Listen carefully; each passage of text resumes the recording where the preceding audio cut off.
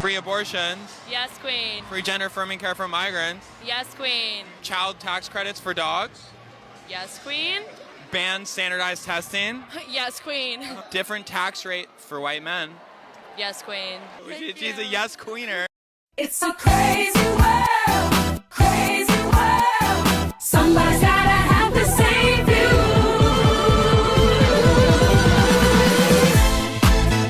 It's a crazy world. It's a crazy world. Somebody's gotta have to save you.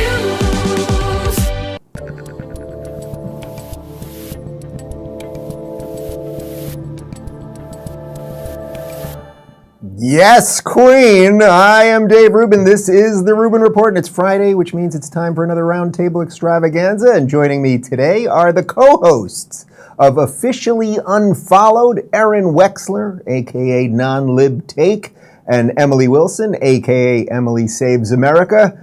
Arynne, Emily, with your hats, I am being informed that this is the most brat show we have ever done on the Rubin Report. I was away in August. I don't know exactly what that means, but that's what my people are telling me. This is a very brat show with you guys and your fancy hats and sweatshirts and things.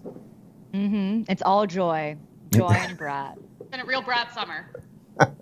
You know, before we get into it, we're just going to recap some of the crazy political stuff, all the usual cast of characters, Trump and Kamala and Walz and the rest of them. I realized right before we started that, Arynne, you are in Los Angeles, where I used to live, before I moved to the free state of Florida. And Arynne, you are in New York, the only other place I lived, which I lived before I lived in Los Angeles, although you do live in Florida. I don't want to besmirch you. So this is really capturing my entire life, this show. Arynne, how is New York before we do anything? You know, the weather's nice, but that's about where it ends. I actually posted a video yesterday on Instagram where I'm just it's the overlay audio is just the ghetto. And it's just walking around New York with everything so dirty, just like I'm just trying not to get stabbed. I'm just trying not to get shoved in front of a subway. I feel like I'm visiting East Berlin in a way, you know, I'm coming here and people are whispering to me like I'm a priest in a confessional booth, like telling me they're actually voting for Trump or like how things actually annoy them here. But I will say this hat, even though, yes, I know it looks a little funny because it's too big for my head, it's getting a lot of compliments here. So you're wearing the hat on the street. You're wearing the hat I'm on wearing the street. it on the street. I'm wearing Wow. it at the gym.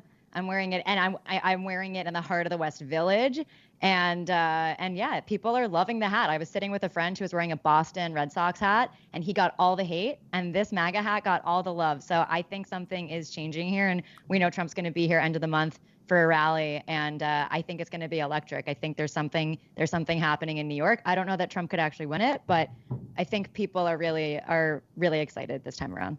That is so brat, yes, Queen. And Emily from Beverly Hills, do you walk around in that hat over there? I do. Everyone loves it here because everyone's rich and they're Republican. And that's why I like it here. That's why it's the best here. Tucker agrees. Pierce loves it. We all love it here. That's why everyone's happy. They have money and they love Trump.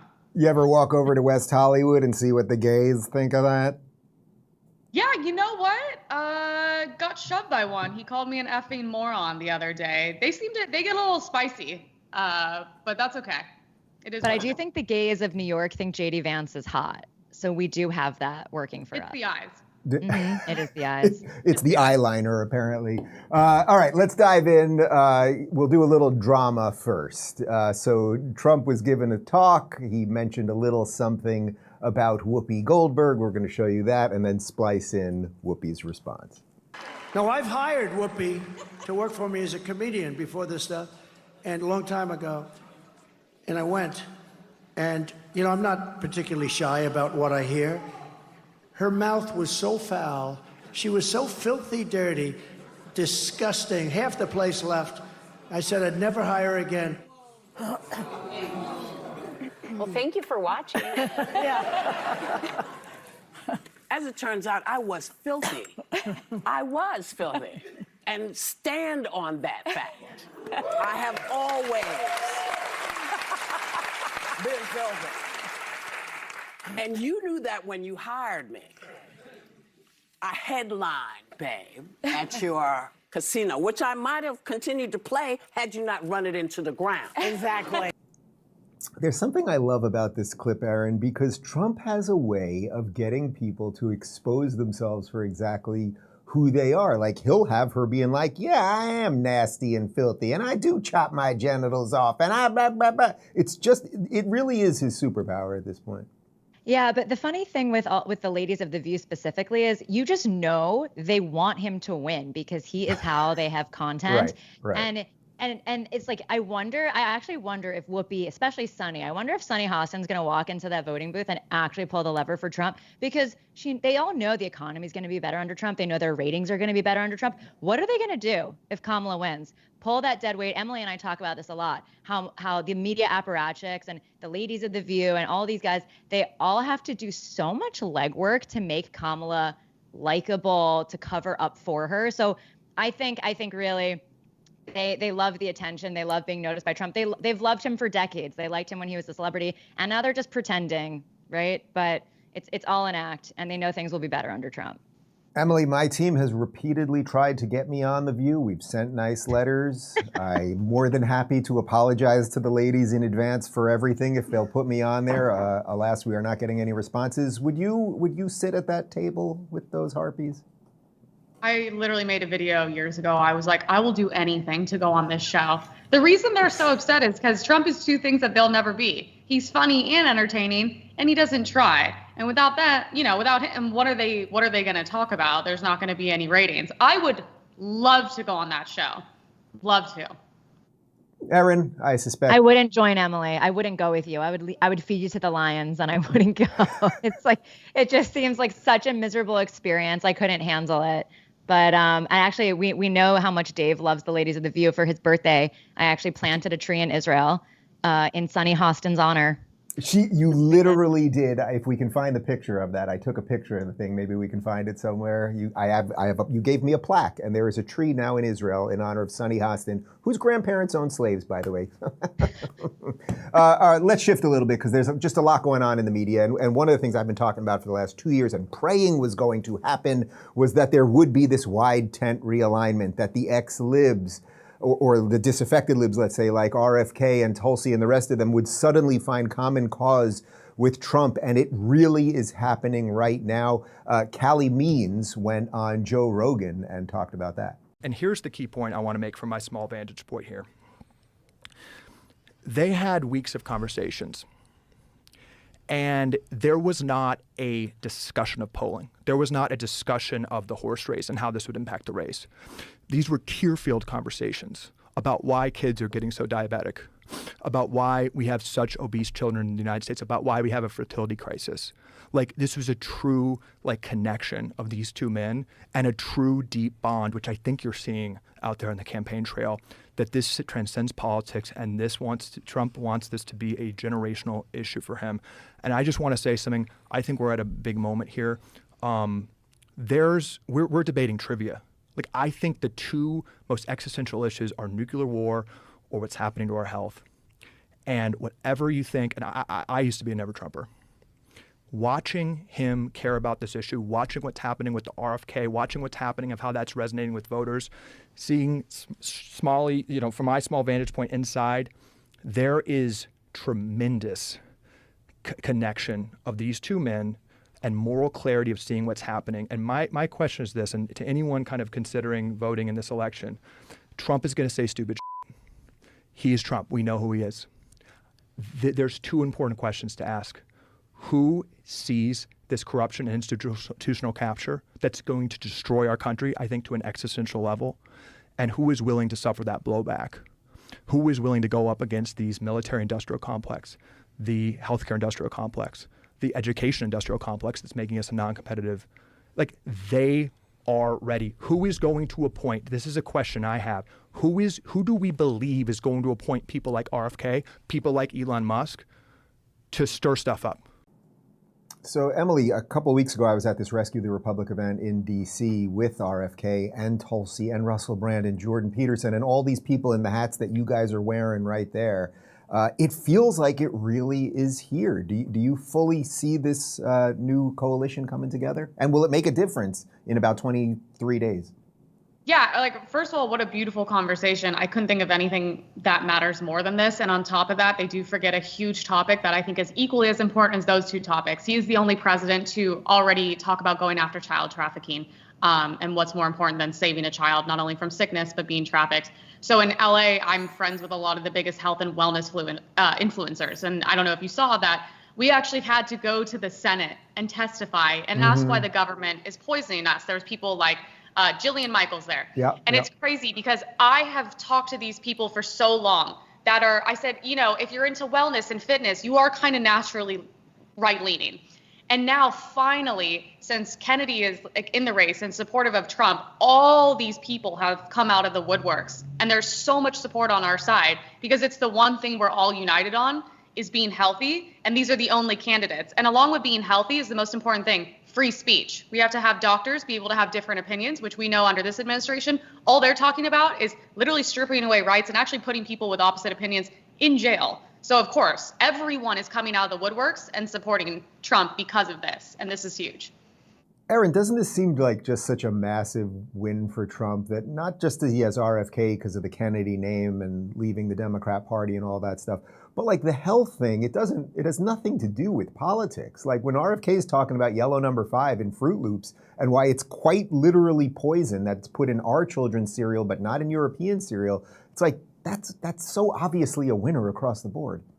It really is, and something we talk a lot about on our show, officially unfollowed, is how we really think the left wants to have people be unhealthy because if you're much easier to control, if you have a healthy body, you're much more likely to have a healthy mind, and so that is why they hate the MAHA, Make America Healthy Again movement because it actually gives people autonomy and agency. And it also gives you accountability, right? If you're not healthy, it requires you to actually look at yourself and say, how can I be better? How do I lose this weight? And there's this whole, as we know, like fat liberation movement on the left. And we refer to this like androgynous, like leftist form now on our show a lot as like these like androgynous, like fat nippled freaks who have like the women have short hair and the men have longer hair, that they all look kind of the same. And if you're walking behind them, you're like, I don't know what this is, like generally, and so except it's a Democrat.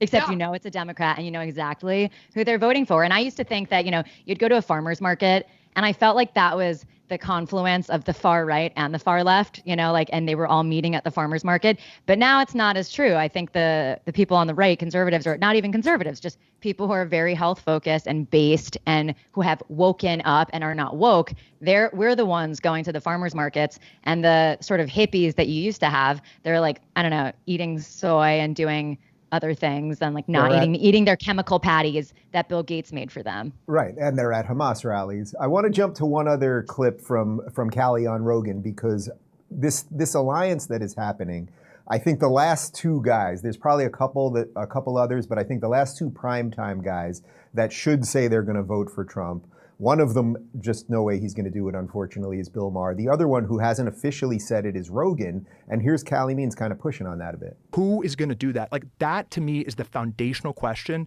And I do consider this the most important election of my lifetime, watching these two men, because it is so genuine. And there is like a genuine desire to truly transform, to see our broken corruption and institutions for what it is. And really, truly, I think prevent nuclear war and dramatically reverse our health crisis. Trump has said that his one big mistake last time was personnel, was that the Pharma and the ag slithered in and gave him the list of names. Everybody should ask, do you think RFK is going to have an influence on those names based on what Trump has said? And I think he is. And I think people like Elon are going to be involved. I think there's this coalition of people that are coming together and Trump's going to put in power and listen to. And this is a bipartisan issue. And no matter what happens, we have to solve this issue. I can tell you, President Trump has kept every promise to RFK and deeply cares about this issue. It also seems like if this isn't done now, they will take steps to make sure it can never be done in the future. This is it's such a unique time, and it seems like without a person that's a total outsider like Trump, that's being so attacked. The fact that it's not just that they disagree with him, they attack him, it's that they do it in unison, they do it so coordinated that you realize there is a machine behind this. and that they repeat the same talking points over and I mean, it's like they're given a script, and that there's no repercussions for lies. There's with the Russiagate stuff, with all the various different things that have been concocted to try to take him out. There's no one gets in trouble, and the same people are still disseminating the news. So Emily, the reason I wanted to show that clip was, look, I don't think Bill's going to make the move in he just won't. It is what it is. But he does wake up liberals, and that's good. Rogan, to me, and I don't mean this to attack him, but it seems to me that if he won't officially, by the end of this, say, I'm voting for Trump, that's clearly because there's a $250 million Spotify deal on the line. Like, I actually don't mean to be a dick about that or accuse him of anything, but like, how can you get it right for so long about all of this stuff and not get to the end? And especially him. I'm like, you were literally the one that they took a photo of you, they altered it and said you did horse tranquilizers. So you literally know everything they're doing to Trump, they're doing to you. And I don't think he's a bad dude. I don't think money is the everything for him because he already has so much of it. I think he's just treading so lightly right now. And I hope that he has the balls to come out at the end and be like, maybe it's so obvious who he's endorsing. You know what I mean? Like, look at the guests he has on his show. It's very clear his views. He's a healthy person. He cares about wellness. He cares about America, all these things. So I'm like, maybe it's so obvious, but like, we need him to come out, have some balls and be like, this is it. This is who I endorse. And it should be very obvious. I don't know why he's kind of tiptoeing. I hope it's not money or influence or a job or career. Yeah. Arynne, what do you think about those type of people? And again, I'm not saying this to attack Rogan, but there is a certain set of people that will get it right about all of the issues, but then either will end up voting the wrong way, which I would say Bill Maher probably will, or just will be quiet about it, and that then continues the icing process. Yeah, I mean, I think with Joe, I'm going to give him a moment of, I'm going to cut him a little slack, maybe because it's just before Yom Kippur and I'm feeling forgiving, and then I'm going to actually dunk on him. So the first forgiving part is that perhaps the only reason why I could think that he's not just outright saying he's voting for Trump is if he's trying to be a bit more Socratic about this, and if he thinks that it's a gentler approach with his audience to just bring in people to talk about these different issues and to not have his audience feel like he's pushing them one way or another.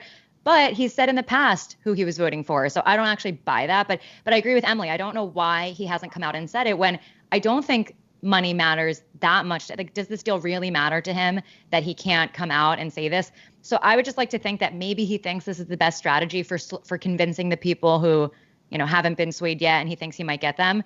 But I will say he reminds me a lot of Mark Zuckerberg. Mark Zuckerberg has had a very clear conservative Chad transformation. He's calling himself libertarian, which either means when you say you're libertarian, you're either a guy who wants to still be able to sleep with liberal women, or in his case, I think you're conservative and you're just afraid to say it and be unpopular and, uninvited to all these parties that you want to go to and still be liked. But Mark Zuckerberg is obviously voting for Donald Trump, and he won't come out and say it. And for all these men who are not saying that they're voting for Donald Trump, they're absolute low-T soy beta losers who are not meant for wartime, and they are not wartime generals, and now is the time to come out and say who you're voting for. But Arynne, how do you really feel? Yes, I think everyone gets it. I want to jump back to something from earlier because Arynne did not make it up. For my birthday, she had a tree planted in Israel in honor of Sonny Hostin. That is the plaque right there, and it is true. And Arynne, I think, when is your birthday? It's in May. I'm going to have a forest planted right in the Negev for you. That'll really stick it to these bastards. All right, let's talk about TWC Wellness, and then we'll have more on the other side. We've all felt the pinch of rising costs, but one of the worst offenders isn't gas or groceries, it's healthcare. Health insurance premiums alone have jumped over 47% in the past 10 years, according to KFF.org. So ask yourself, is your money being optimized, or are your doctors just following the traditional sick care model? That's where the wellness company comes in. They've taken a different approach by blending holistic, naturalistic, and preventative medicine, cutting out the middlemen and government bureaucrats. The result, the One Wellness Elite membership. This is healthcare for the modern era. Here's how it works. For $100 a month, you get 2 free medical-grade nutraceuticals every month, free prescriptions on over 800 of the most common medications, access to concierge telemedicine, all available at a moment's notice, and yes, that's free too. Plus, take an additional 15% off all supplements and emergency kits.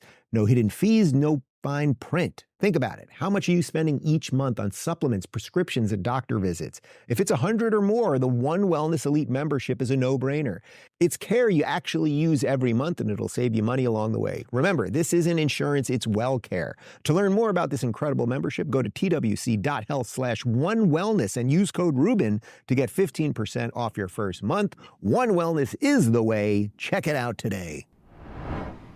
All right, so the big story this week in the media world was that after basically 2 months of hiding Kamala since she cooed the old man and was installed as Democrat nominee, they decided to put her out in the media, and there was just disaster after disaster after disaster. Connor, do we have a compilation of said disasters? We do? All right. Have empathy, man. Yes. For the suffering of other people. Would you have done something differently than President Biden during the past 4 years? There is not a thing that comes to mind. I know what you're going to ask. About a man's body. Let's just pause. No. Is there any law? No. No. There will be no success in ending that war without Ukraine and the UN Charter participating in what that success looks like. Ukraine must have a say in the future of Ukraine. Has included FEMA providing $750 for folks who need immediate needs being met. If somebody breaks in my house, they're getting shot. Yes. I love you back. Do you have people in your life who applaud your success? Do you have people in your life who you trust? Do you have people in your life who, when you trip and fall, they laugh with you and then they pick you up and push you back out there? There are people that you know who will be those people if you choose to have them. I am blessed to have an incredible family and incredible friends. My best friend from kindergarten is still one of my best friends. That's crazy. Right? Stacey Johnson. Yeah, that's dope. I love it. We used to go to the clubs and her father Seville. Yeah. You asked for Miller High Life. You asked for Miller High Life. I'm just curious. Okay, the last time I had beer was at a baseball game with Doug. Okay, cheers. Cheers. There you go. Emily, she's just a girl who grew up in a middle-class family, who's blessed to have a wonderful family, who, by the way, her husband in his previous marriage banged the nanny. But okay, fine. Could this be going any worse? Like, I get that the system can prop her up and this thing's going to be close and all that stuff. But, like, could she possibly be worse? No, okay, first of all, we need to talk about Kamala Harris now has more accents than she has policies. And I love that about her. The Jamaican one sent me over the edge. I thought it was fantastic. She should have went into acting. If you show me these compilations, it's crazy because you would think that this is one long SNL skit that they just go over every single week. First of all, she's giving a speech talking about the hurricane victims while wearing a belt, an Hermes belt worth more than she's giving. At another event she goes to, she's wearing a $65,000 necklace talking about the middle class. Then she's sitting there having a beer while people are literally dying. I mean, this woman is clinically, like, I'm insane, but she's nuts. And she is not fit to be the president. She's not even fit to be the vice president. She can't get through an entire sentence. And then I'm sure you guys saw when her, the thing she's reading stopped working. She just was like, 32, like, 32. That's what she kept saying. That's really bad. Arynne, man, I don't have a question for you, but every time I do Jamaican, it turns a little Irish. Can you just talk about her in a funny accent? Oh my God. I think the only person who's more shameless than Kamala Harris is Mark Cuban, who's just become, I don't know what they have on that guy, but I plan on posting on Twitter in the next couple days. I have to find the clip, but he was on the All In pod, and I know I'm going on a bit of a tangent, but I do just want to say this to your audience, that he was on the All In podcast and he kept saying, instead of Yemen, he was saying something like Yemen or something like that. It felt like a hostage video where you mispronounce something to tell people like this, not everything's okay. Like I'm actually a hostage right now. And I feel like Mark is maybe trying to tell us something, because I don't think anybody could be such a big cuck for anyone. Not even Kamala Harris's own team is like that. But yeah, this is I think we should have had a trigger warning before you played that, because that was so absolutely painful to watch. I actually think, though, to Emily's point of, how tone deaf is she? She's so dumb. I fully agree with you. But I actually think it's worse than just being tone deaf. I think that what Kamala and her team did was intentional. I think they intentionally had her drinking a beer, doing all these events while people were dying in red states and not sending help to them to show this is how little we actually care about you. Right. It's let them eat cake, basically. Mm-hmm. You gals had a little fun with Kamala and her media blitz. Let's take a look. Oh my God, hi. Thank you for joining. I know the country's underwater right now, but that doesn't matter because you're here on my pod to help me convince women to make the worst decisions in their life. And I'm here to be the next one. And since neither of us can actually talk about real issues, let's just duck on men and pretend that women have no agency. Yep. What do you think we should do with the men in this country? Ignoring all facts about this already existing, unburdened by what has been. I suggest that we draft the men in this country. Like if men had to submit their names for an open-ended lottery? To be involuntary sent to die on an unknown battlefield. For an unknown cause. And we would still complain they don't do enough. Am I right? 100%. Emily, my main question is, did you borrow that jacket from Corinne Jean-Pierre, who wore a very similar jacket in her ridiculous press briefing this week? With her little, the Beetlejuice with the dust on the head, yeah. That's actually my blazer. It looks like a men's blazer. Unless you guys have any other comment on your skit, we will move on.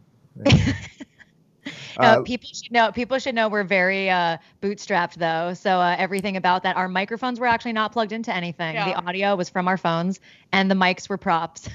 This is not a prop, though. My arm actually really, really hurts. And how dare I play an Indian woman? Yeah. For the record, I sense big things in your future, and Arynne, you will not have to hold them. You are literally holding the microphone in your hand right now. This is completely ridiculous. We're going to solve that. I promise you the Rubin Report team is going to solve that for you. All right, let's talk about quality of life, and then we will talk about Tim Walz, who is not well. Your life goals in your career and beyond require productivity. But let's be honest, the aging process is not our friend when it comes to endless energy and productivity. That's why I use Qualia Senolytic. As we age, everyone accumulates senescent cells in their body. These cells cause symptoms of aging, such as aches and discomfort, slow workout recoveries, sluggish mental and physical energy associated with that middle-age feeling. Also known as zombie cells, they are old and worn out and not serving a useful function for our health anymore, but they're taking up space and nutrients from our healthy cells. Take it just 2 days a month. The formula is non-GMO, vegan, gluten-free, and the ingredients are meant to complement one another, factoring in the combined effects of all ingredients together. It has a 100-day money-back guarantee. This clinically tested 2-day rejuvenation regimen may hold the key to unlocking cellular health and revitalizing aging tissues throughout the body. New research on aging and longevity, including a clinical study on Qualia Senolytic, show that senolytic supplementation can play a huge role in enhancing how we age. Resist aging at the cellular level. Go to qualialife.com/Rubin for up to 50% off and use code Rubin at checkout for an additional 15% off. For your convenience, Qualia Senolytic is also available at select GNC locations near you. That's QUALIA life.com/Rubin for an extra 15% off your purchase. Thanks to Qualia for sponsoring today's episode.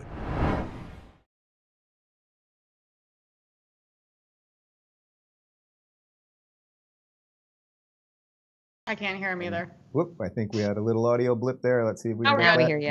There we Okay, go. great. All right, before we get to Tim Walz, Gretchen Whitmer is the governor of Michigan, of course. She is the woman who not only was going out during COVID while she was stopping people from planting vegetable seeds in their gardens, literally. That's how out of control this woman is. Here's about a 9-second video of what she was up to yesterday, and I'm just going to need you guys to explain this to me.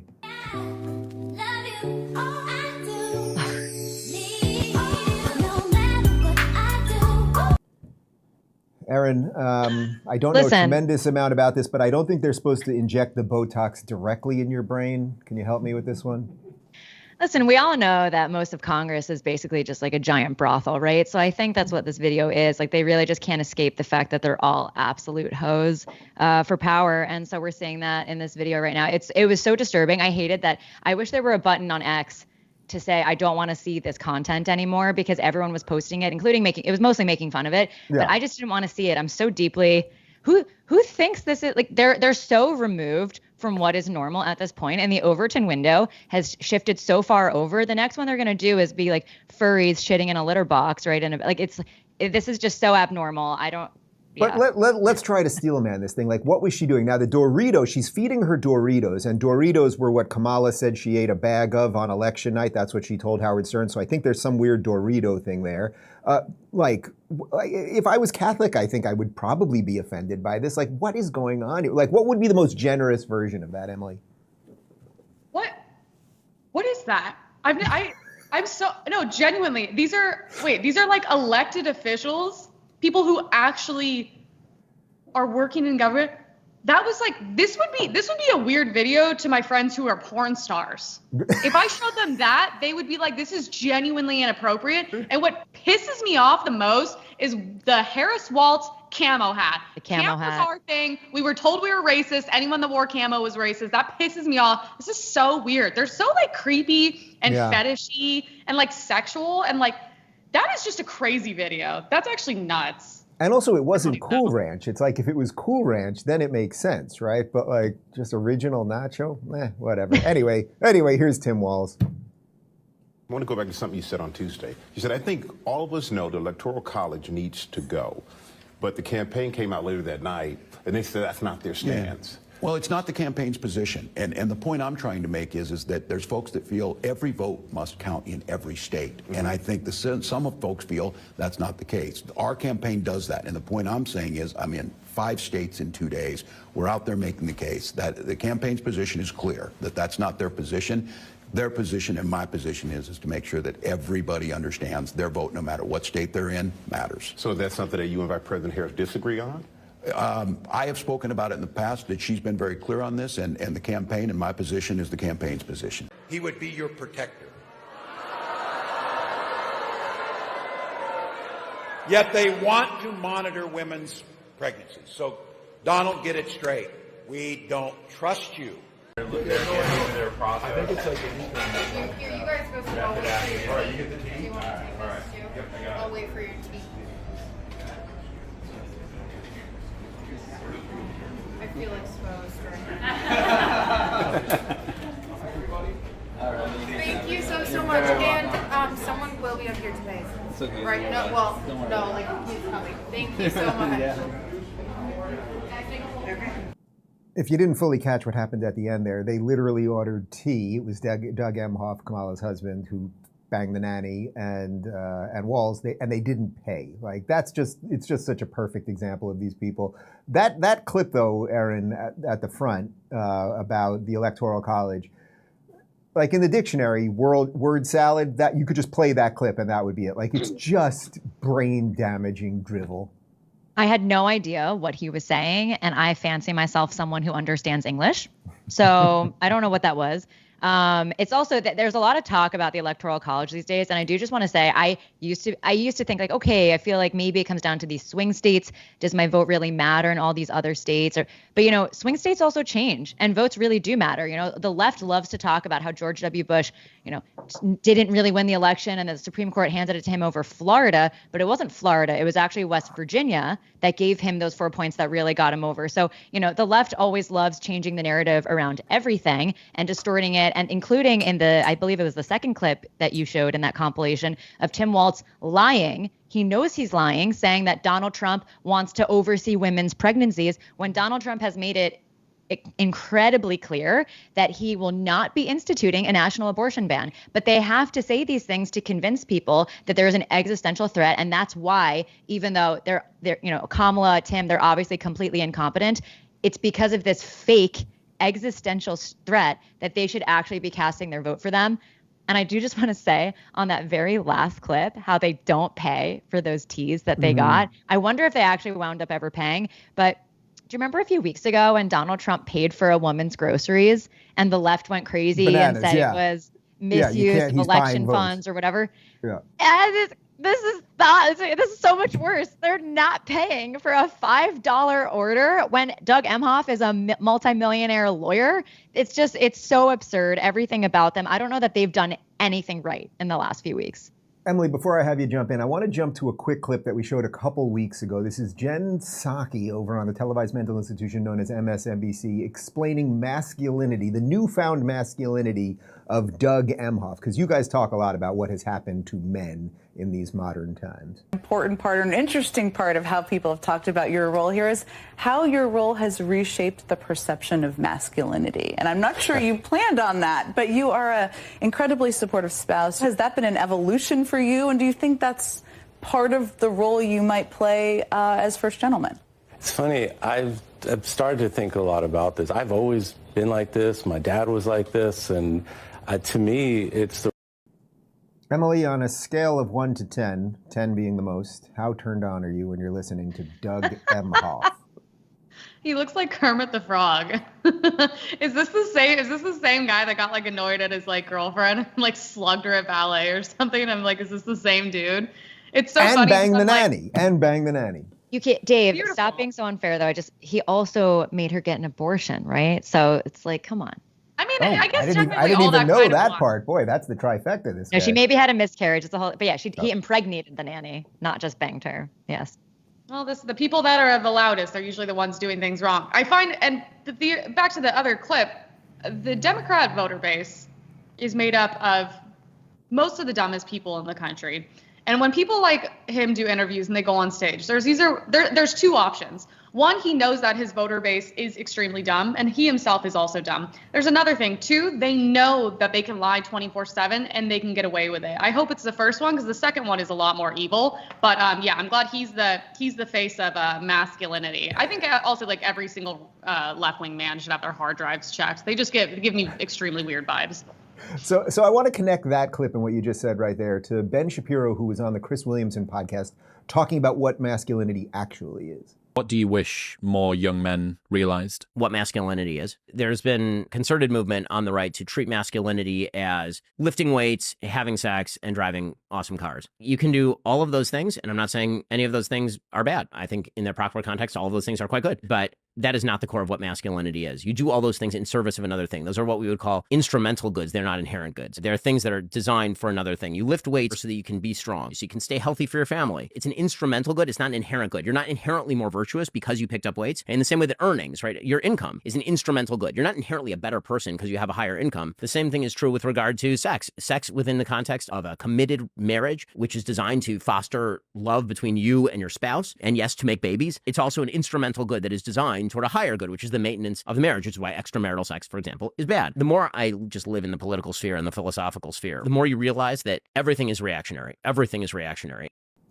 Arynne, it's kind of interesting because Ben talks fast and he sort of sounds like a mouse, but he is right about all of that. And I think that gets to why you're always calling these guys low T soy betas, right? Yeah, well, yeah, Ben is so smart. That's why people hate him, because he's actually right about a lot of things, and people don't like to look in the mirror and see the truth. And he's also actually calling out the right a little bit there, which is interesting, and I think it's deserved. But on the left, I actually think that's why Doug Emhoff, Tim Walz, these guys are such losers. And that's why the left likes them, because there are so many losers in this country. Like, we refer to them all the time, like these mentally ill, fat-nippled freaks. And they look at Tim Walz, and he makes them feel better about themselves. He validates their loser existence, whereas J.D. Vance shows you, yeah, you could grow up dirt poor as a hillbilly, and you can go to a great law school, work in venture capital, have a movie made about your life, and then become the VP pick. I mean, that makes these losers feel badly about themselves. And on the right, that's something we aspire to. We look up to that. But the left just wants tons of excuses. Like, oh, Doug Emhoff like smacked the woman he was dating in the face, and has this like freak child that that like knits as her living. Yeah, that's relatable to me, and that's why the left likes it, and that's why they hate J.D. Vance. Phoenix, I think we filed that clip under harsh but true for the archives. Emily, bring us home before we show you one other clip of the Walz family. Okay, I was literally about to say, I think your partner should be a huge reflection of who you are. And I don't know much about Tim Walz. I don't need to. I know the way he treated people during COVID. That's really all I need to know is you as a person, as soon as you get a little power, how much you abuse it. But that's what weak, feminine men like him do. His wife is a freak. She's a freak. She talks to the voters like they're they are children. I would be insulted if Trump went up there and talked like that. But like I said, they're very dumb, but she is weird. They're very weird. Emily, you have queued me up perfectly. Whole thing. When the Scarlet team comes on the field, we will all stand up and cheer. To the other team we'll never yield, and we won't forget we're here. We will fight for victory and win. We will conquer every...